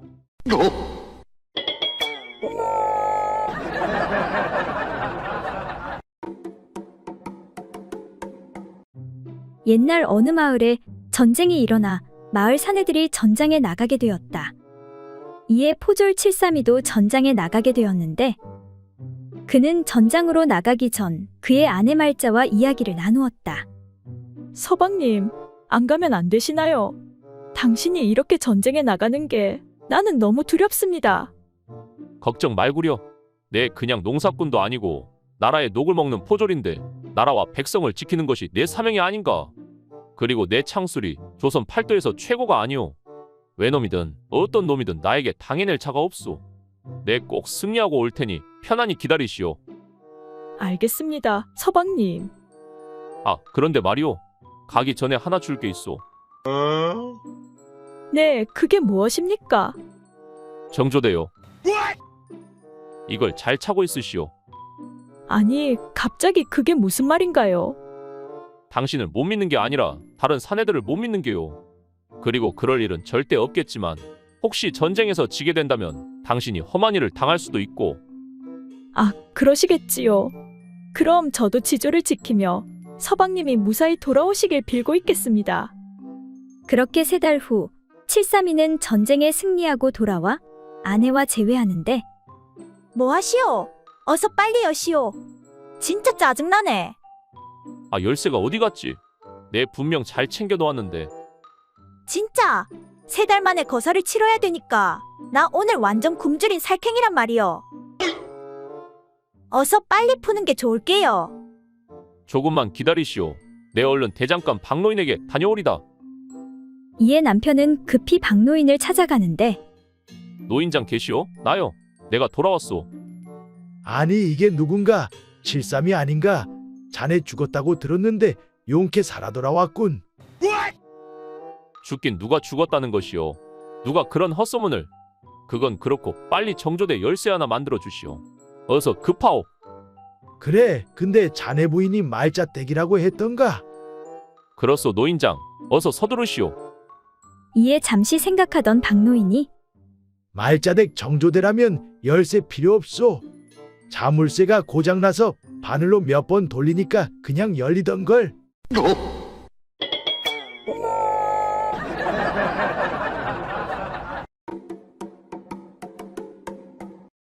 옛날 어느 마을에 김대감은 여종 달자와 그렇고 그런 사이였다. 그날도 몰래 거사를 끝내고 나왔는데 고생했다 달자야. 내가 네 덕에 회춘하는구나. 옛다 단양 요긴하게 쓰도록 하거라. 감사합니다, 대감마님.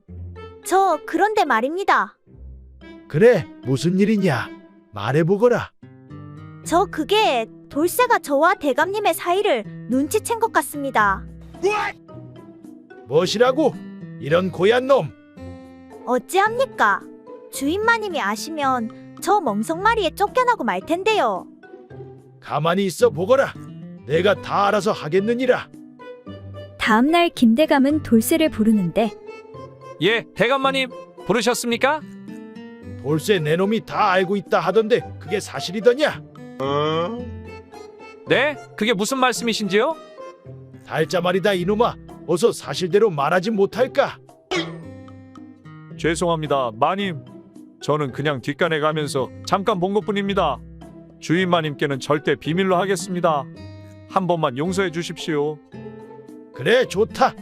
그럼 내 원이 있으면 하나 말해보거라. 내 들어주도록 하겠다. 정말이십니까?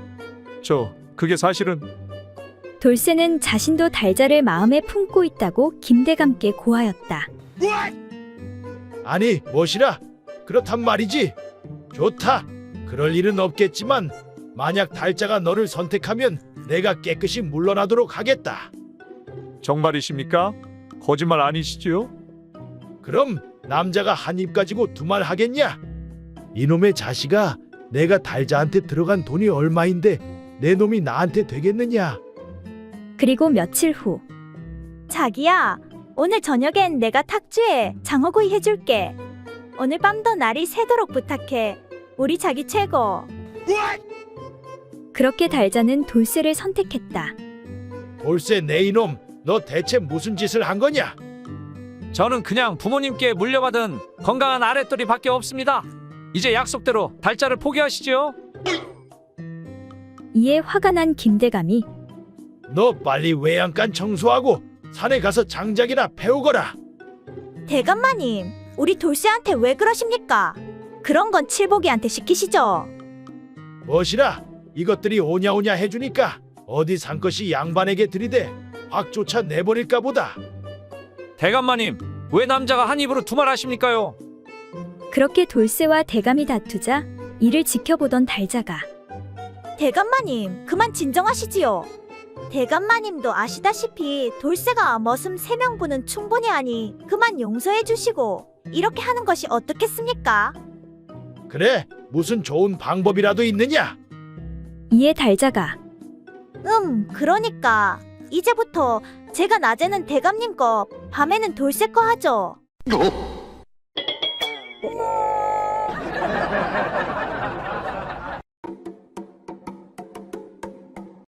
옛날 어느 마을에 노총각 선비 만식이는 오랜 친구 복태를 만나러 그의 마을로 향하고 있었다.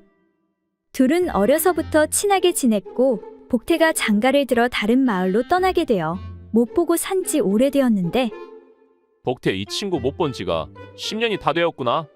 잘 살고 있으려나. 정말 보고 싶구만. 그렇게 한참을 가는데 이게 웬일인가? 그의 친구 복태와 딱 마주치게 되는데 아니, 자네 복태 아닌가? 어라, 만식이, 이게 얼마만인가? 반갑네, 반가워 이 친구야. 그런데 어디를 그리 가고 있는가? 나 말인가? 오랜만에 자네를 만나러 가고 있었지. 아니, 나를 갑자기? 내 며칠 전부터 자네가 꿈에 계속 나와서 자네가 너무 보고 싶더라고. 그래서 이렇게 서둘러 자네 집에 가고 있었는데 자네는 어딜 그렇게 바삐 가는가? 아이고, 이를 어쩌지. 나는 일이 생겨서 부모님 모신 선산에 가고 있는데 이 일을 어찌할꼬? 가는 날이 장날이라더니 어쩔 수 없지. 마침 그 마을에 내 먼 친척이 살고 있으니 거기서 며칠 머물다 다시 돌아가면 되니까 너무 마음 쓰지 말게나. 이 친구야, 어찌 내 마음이 편하겠나? 그러지 말고 내 집에 가서 며칠 머무시게.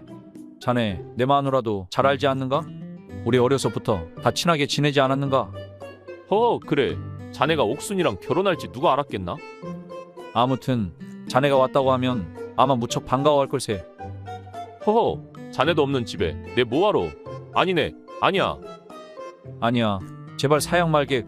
그리고 내 어려운 부탁이 하나 있는데. 뭔가?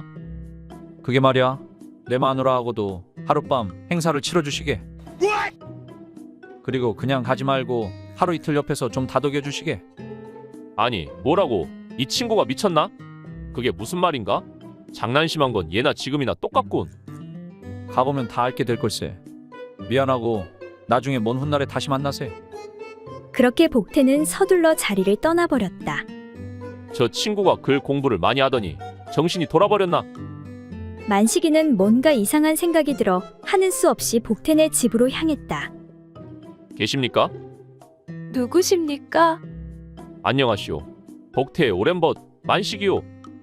아니, 만식 오라버님, 어인일로 이 먼 곳까지. 네, 며칠 전부터 꿈에 복태가 나와 보고 싶어 견딜 수 없어 이렇게 찾아왔소. 그런데 오다가 복태와 마주쳤는데 글쎄 집에서 하루 머물다 가라고 해서 사양 못하고 이렇게 왔소. 하룻밤만 신세 좀 져도 되겠소. 아니, 그게 무슨 소립니까? 우리 서방님을요? 아니, 왜 그리 놀라는 것이오? 우리 서방님은 1년 전에 세상을 떠나셨습니다. 그런데 우리 서방님을 보셨다니. 무엇이라? 복태가 죽었다고? 그럼 어제 내가 만난 복태는 누구란 말이오? 그렇게 노총각 만식이는 며칠 머무르다 어려서부터 좋아하던 복태의 처 옥순이랑 정이 들었고 복태의 부탁대로 그녀를 돌보며 같이 살게 되었다. 한편 다른 마을 어느 한 기생집에서는 자기야, 이제 걱정 안 해도 돼. 내가 깔끔하게 다 정리했다니까. 잘했어, 자기야. 선산 땅문서는 잘 챙겨왔지? 그렇게 두 친구 모두 새로운 삶을 살게 되었다고 한다.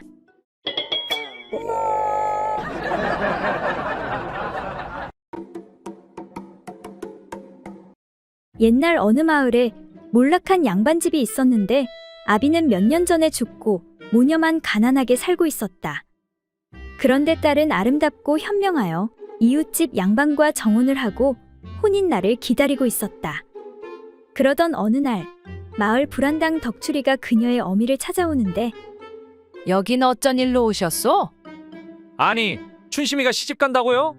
내 이런 말은 안 하려고 했는데 이미 춘심이는 나랑 여러 번 정을 통한 달코 다른 처자인데 이미 나한테 몸과 마음을 다 허락해놓고 시집을 간다니 그렇게는 안 되겠소. 아니, 그게 무슨 말이요? 내 딸아이와 이야기를 해보겠소. 그리고 잠시 후 어미가 딸에게 물었다. 얘야, 너 불안당 덕추리 놈하고 그렇고 그런 사이라던데 그게 사실이냐? 어디 사내가 없어서 그런 놈이랑 이 어미한테 숨김없이 말해보거라. 네, 뭐라고요? 어머니, 그게 무슨 말인가요? 절대 그런 일 없어요. 저는 그 사람 얼굴도 잘 모르고 손 한 번 잡은 적이 없어요. 아니, 그런데 그놈이 왜 그런 소리를 짓거리는 게야? 우리 집이 가난하고 못 사니까 쉽게 보고 관계를 부리는 것이에요. 상대할 것이 못 됩니다. 이런 천하의 고얀 놈을 봤나? 춘심이의 어미는 덕추리를 관아에 고하여 벌주기로 결심하였다. 그런데 사또 앞에서 둘은 서로의 말이 옳다고 주장하였고 사또는 고시마다 따로 불러 묻는데 그래, 내가 저 처녀와 여러 번 정분을 나누었다 하니 처녀의 용모에 대해 반드시 알고 있을 것이다. 만약 틀리면 가만두지 않을 것이다. 덕출은 사또에게 상세히 고하였고 춘심이를 불러 들어보니 덕추리의 말과 틀림이 없었다. 사실 덕추리는 남몰래 사람을 시켜 미리 춘심이에 대해 알아낸 것이었다. 춘심이는 덕추리가 관계를 부려 사또의 판결이 어려워진 것을 알고 꾀를 내어 말하기를 사또, 몇 가지 더 고할 것이 있사옵니다. 그래, 말해보거라. 사실 제 왼쪽 가슴 밑에 큰 반점이 있는데 그 위에 털이 여러 가닥 나 있습니다. 뿐만 아니라 다리에 털이 무성하고 가슴은 짝가슴에 배꼽은 참외 배꼽이고 방댕이에 심한 치질이 있고 등에는 용문신이 있습니다. 만약 그 자가 그걸 알지 못한다면 어찌 저와 정을 통하였다 하겠습니까? 이에 사또는 덕추리를 불러 다시 묻는데 내가 처녀와 상통하였다 하니 남이 볼 수 없는 곳에 어떤 별다른 것이 없더냐? 그런데 사람을 시켜 이미 엿들은 덕추리는 머뭇거리며 예, 사또. 저기 그러니까 그 무엇이냐? 제가 사람을 잘못 본 것 같습니다. 뭐라? 너 지금 뭐라는 것이냐? 예, 그러니까 제가 시력이 안 좋아서 사람을 잘못 본 것 같습니다. 저와 정을 통한 처녀는 춘심이가 아니라 춘자입니다. 이놈, 그 말이 사실이렸다. 춘자라면 맨손으로 소도 때려잡는다는 그 처녀가 아니더냐? 만약 거짓이면 살아남지 못할 것이다. 네, 사또. 그렇게 춘심이는 지혜를 발휘해 이웃집 양반과 혼인하였고 덕추리는 춘자와 혼인하였다고 한다.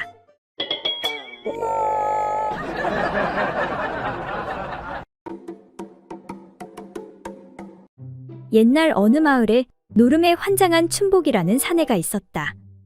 그러던 어느 날 춘복이가 똥줄 탄 표정으로 집으로 들어오자 이를 본 그의 마누라 금자가 묻는데 아니, 당신 얼굴이 왜 그렇소?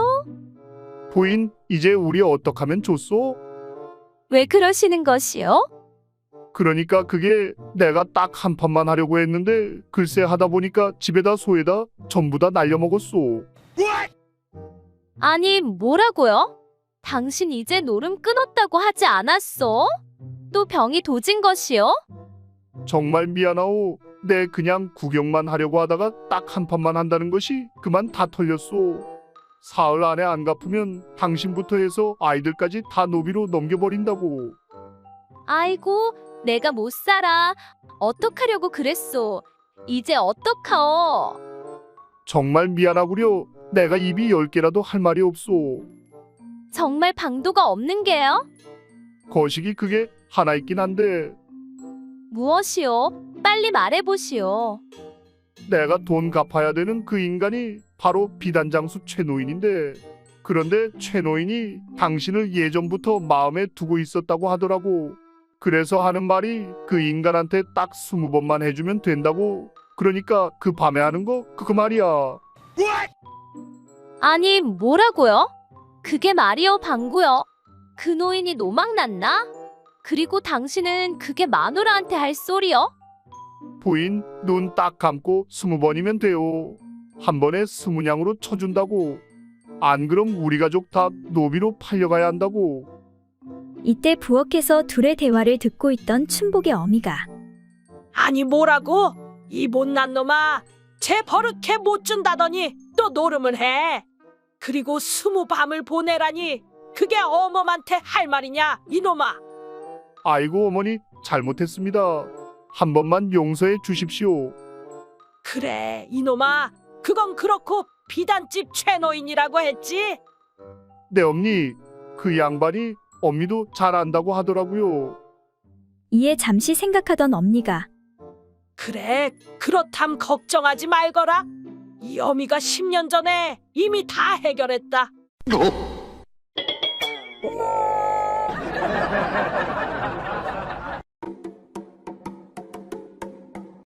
옛날 어느 마을에 어리숙한 농부가 있었다. 어느 날 농부는 우연히 사마귀가 나뭇잎에 몸을 가리고 레미를 잡는 모습을 보게 되었다. 옳거니 그거 참으로 좋은 방법이구나. 농부는 좋은 방법을 알아내었다고 생각하고 큰 나뭇가지를 하나름 가지고 와 나뭇잎으로 제 몸을 가리면서 아내에게 물었다. 여보, 내 몸이 보여? 안 보여? 그러나 작은 나뭇잎에 몸이 가려질 턱이 없으므로 아내가 신경질적으로 대꾸했다. 다 보여요. 그러나 농부는 단념하지 않고 계속 나뭇잎으로 이리저리 몸을 가리면서 다그쳐 물었다. 여보, 이제 보여? 안 보여? 아내는 그때마다 계속 보인다고 했으나 남편이 끈질기게 계속 물어보자 마침내 귀찮아진 아내가 아무렇게나 대답했다. 이제 안 보여요. 안 보여. 아싸, 드디어 성공이로구나. 성공한 것을 기뻐한 농부는 다음 날 알몸뚱이에 망태기를 메고 나뭇잎으로 몸을 가린 다음 시장으로 나갔다. 그리고 눈에 보이는 대로 물건을 마구 집어먹기도 하고 망태기에 담기도 했다. 이렇게 하니까 아무도 몰라보겠지. 농부는 나뭇잎으로 몸을 가렸으니 아무도 못 보리라 생각했다. 그런데 그때 상인들이 농부를 보고 말했다. 아니, 이보시오. 왜 벌거벗고 남의 물건을 함부로 훔쳐가는 것이오? 어서 저놈을 관가에 끌고 갑시다. 사람들이 어리숙한 농부를 끌고 관가로 갔다. 사또는 농부에게 크게 호통을 치며 내 이놈! 감히 남의 물건에 손을 대다니 마땅히 벌을 받아야겠다. 사또나리 잘못했습니다. 한 번만 용서해 주십시오. 농부는 몸을 벌벌 떨면서 자초지종을 이야기했다. 그 말을 들은 사또는 아니 세상에 이렇게 멍청한 자가 다 있다니. 사또는 하도 어이가 없어 농부를 그냥 집으로 돌려보냈다. 집으로 돌아온 농부는 마누라를 보며 소리쳤다. 세상에 참, 마누라 말 믿었다. 옥에 갇힐 뻔했네.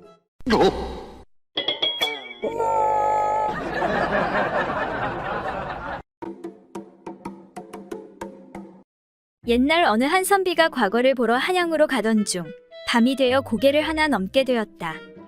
그런데 불행히도 고개를 넘다가 그만 귀신을 만나게 되었다. 오랜만에 인간을 만나게 되었구나. 오늘 니놈의 간을 빼먹어야 되겠다. 그 말을 들은 선비가 귀신에게 사정을 했다. 제발 귀신님 목숨만 살려주십시오. 한양에 가 과거 시험에 합격해 고향에 계신 홀어머니께 효도해야 합니다. 그러자 그 귀신이 말했다. 그렇다면 할 수 없군. 그 대신 나와 거시기를 한판 해야겠다.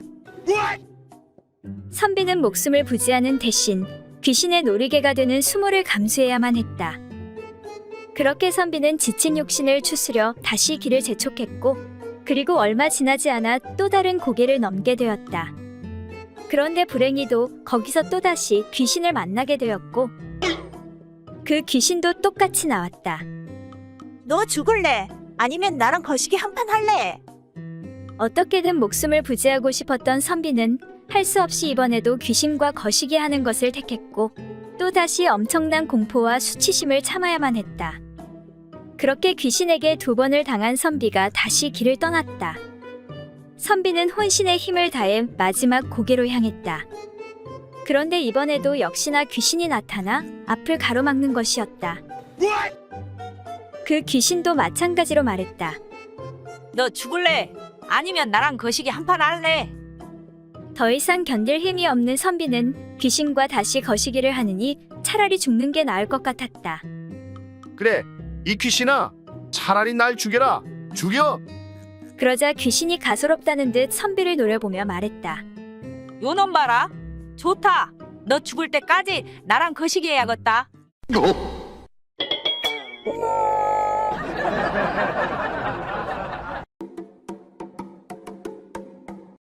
옛날 어느 마을 입구에 있는 커다란 바위 위에 언제부턴가 돌사자상 하나가 근엄하게 서 있었다. 그런데 신기한 것은 이 돌사자상이 있는 바위 밑으로 수처녀가 지나가면 아래로 뛰어내려와 수처녀다라고 말을 하는 것이었다. 당신은 수처녀가 틀림없군. 그래서 과거가 있는 여자들은 이 바위 밑으로 지나가는 것을 무척이나 꺼리게 되었다. 부슬비가 몹시 내리던 어느 날, 결혼을 앞둔 한 쌍의 연인이 그 바위 밑을 지나가게 되었다. 그런데 여자는 이미 과거에 전력이 있던 여자로 사자상의 소문을 알고 있어서 그곳을 피해가고 싶었지만 어쩔 도리가 없었다. 여자는 속으로 난 떳떳해. 젊었을 때 한두 번 그 짓 안 해본 여자가 세상에 어딨어. 지나갈 때 얼굴을 잘 가리면 분명히 수처녀인 줄 알 거야. 그러면서 그 바위 밑을 막 지나치는데 갑자기 바위 위에 서 있던 돌사자가 밑으로 뛰어내려와 포효했다. 여자는 깜짝 놀랐지만 돌사자가 자기에게 뭐라고 한마디를 하는 것처럼 들렸다. 분명하진 않지만 여자가 듣기에 당신은 수처녀라고 하는 것 같았다. 너무 기쁜 나머지 여자가 예비 신랑에게 말했다. 당신 분명 들었죠? 들었죠? 글쎄, 뭐라고 한 것 같기는 한데. 여자가 그렇게 말하고 당당한 표정을 짓고 있는데 돌사자가 다시 말했다. 비가 와서 그런지 그 바위가 더럽게 미끄럽네.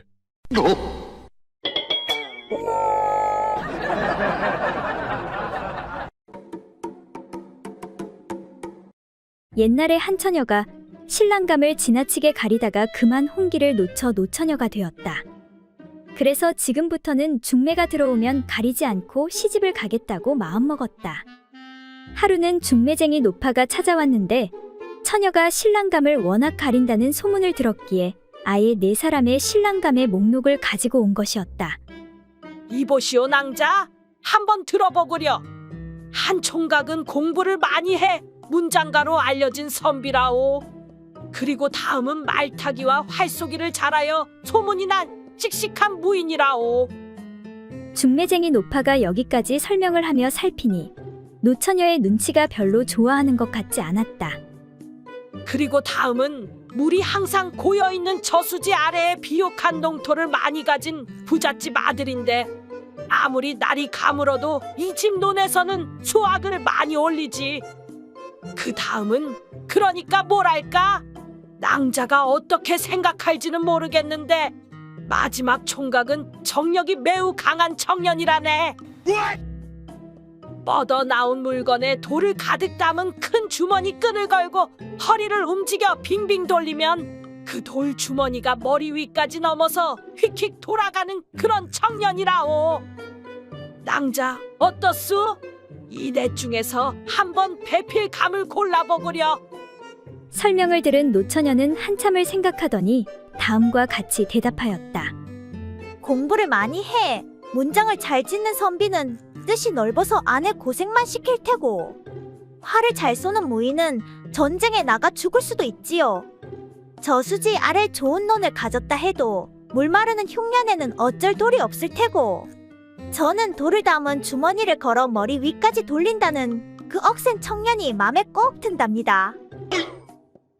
그래, 알았네, 알았어. 그런데 말이지, 그 억센 청년은 돌 주머니를 돌리다 그만 머리를 맞아 바보가 되었다더군.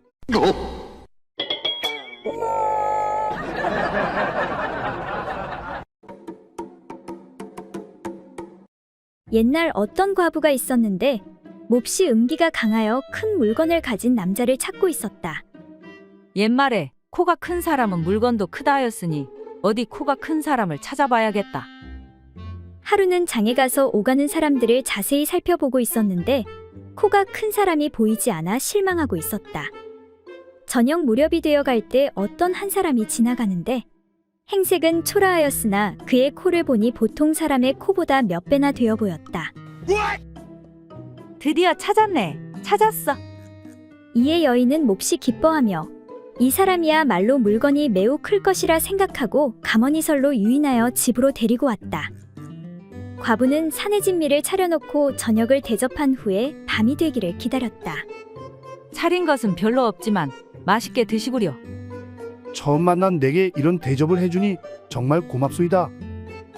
그리하여 과부는 드디어 사내와 즐거운 시간을 가지게 되었다. 그런데 의외로 그 사람의 물건이 어린 아이의 것과 같이 작아 쾌감을 느낄 수가 없었다. 과부는 분함을 참지 못하여 아니, 코가 이렇게 큰데 물건은 어린 아이만도 못하다니. 내가 속았네. 속았어. 하고는 사내를 책망하였다. 차라리 저 큰 코로 하는 것이 낫겠네. 낫겠어.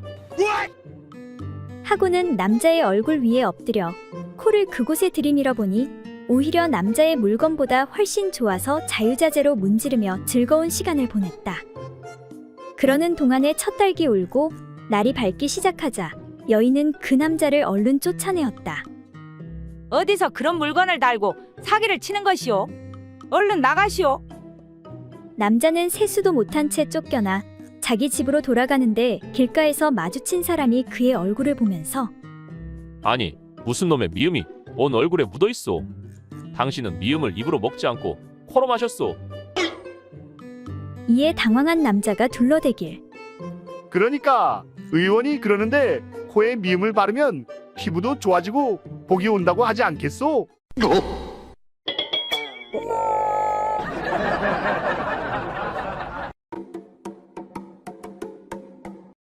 옛날 어떤 마을에 덕망 높은 대감이 있었다.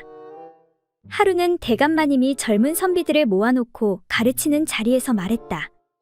모름지기 사내란 점잖음을 제일의 덕으로 삼아야 하는 것이라오. 다들 잘 아시겠소? 하고 일장연설을 하고 있었다. 그런데 이때 대감, 내 잠시 들어가도 될까요? 하고는 안방마님이 갑자기 방문을 열고 들어오는 것이었다. 다름이 아니라 제가 밖에서 들으니 점잖음에 대한 얘기를 하는 것 같아 이렇게 들어왔어. 하며 부인은 자세를 고쳐 앉는 것이었다. 그리고는 젊은 선비들이 보는 앞에서 대감마님에게 되물었다. 그런데 대감께서는 밤과 낮이 어찌 그렇게 다루어? 부인의 말에 대감마님과 선비들은 무슨 영문인지 몰라 어리둥절했다. 부인은 당황한 대감이 눈짓하는 것을 아는지 모르는지 짐짓 크게 소리쳤다. 당신은 밤만 되면 자꾸만 나한테 달려들면서 낮만 되면 그렇게 점잖아지는 그 저희가 무엇이요? 이에 당황한 대감마님이 말하길. 그건 밤에는 당신 얼굴이 잘 보이지 않으니 그런 것이 아니오.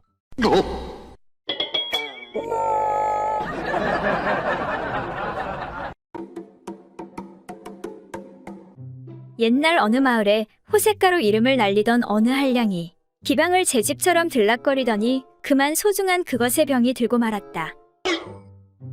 고통을 참다 못한 한량이 읍내의 의원을 찾아갔다. 의원님, 소중이가 아파 죽겠는데 왜 이런가요? 진찰을 마친 의원은 이렇게 말하는 것이었다. 쯧쯧, 안 되겠네.